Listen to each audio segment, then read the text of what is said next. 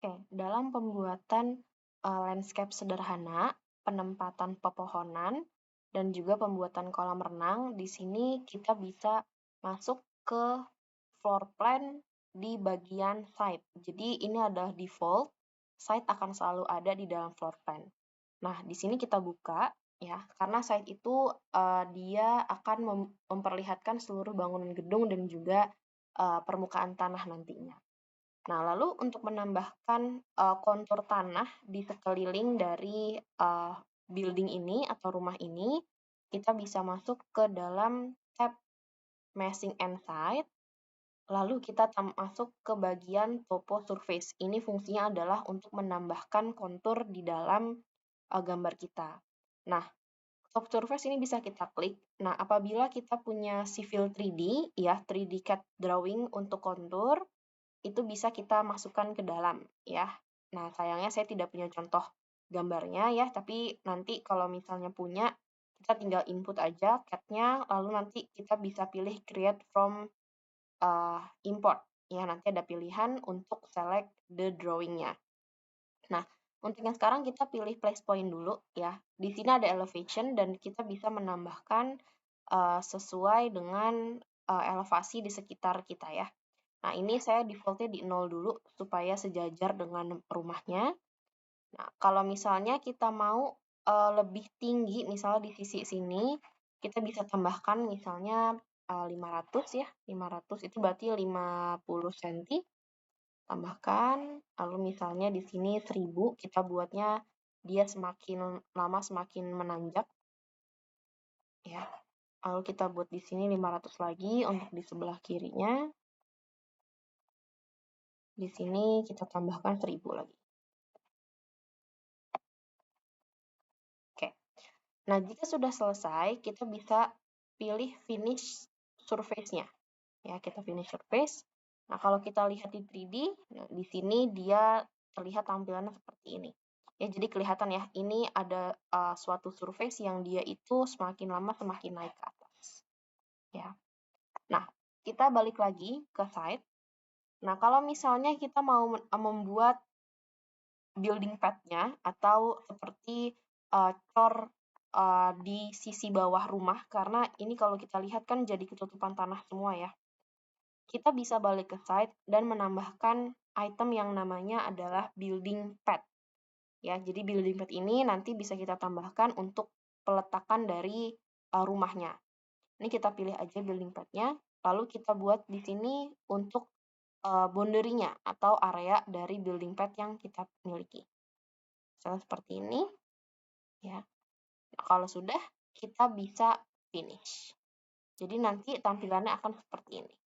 Ya, jadi ini seperti struktur untuk di bawah dari rumahnya. Nah, lalu kalau misalnya kita mau mengubah material dari tanah ini menjadi rumput, gitu ya, karena ini kan default-nya adalah tanah.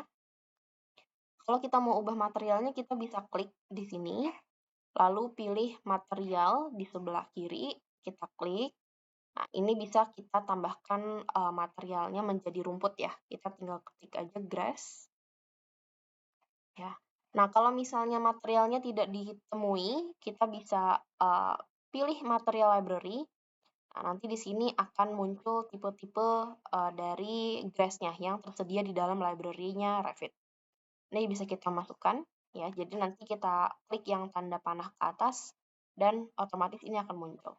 Lalu kita bisa pilih oke. Nah, jadi nanti kalau misalnya lihat di realistik tampilannya sudah seperti rumput seperti ini.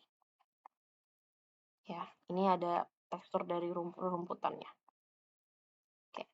Nah, lalu bagaimana kalau misalnya kita mau menambahkan pepohonan di dalam gambar kita? Ya, ini saya balik lagi ke site.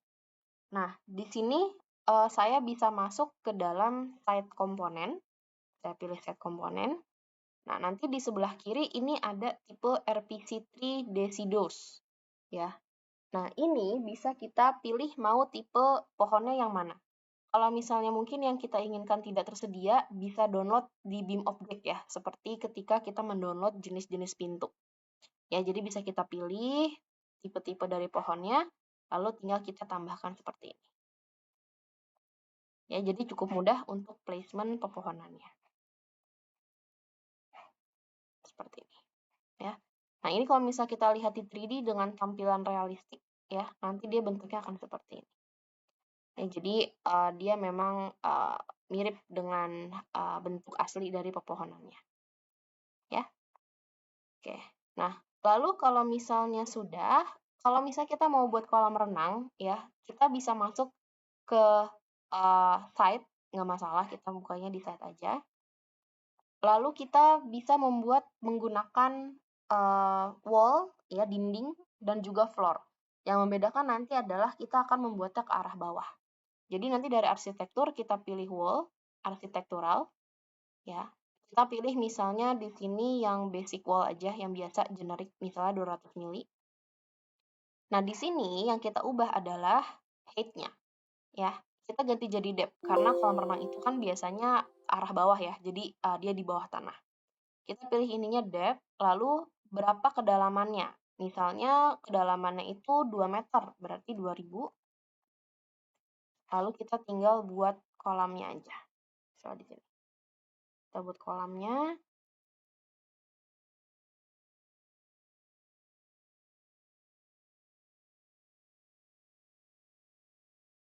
Nah, jadi nanti kalau misalnya di 3D, dia itu arahnya ke bawah seperti ini.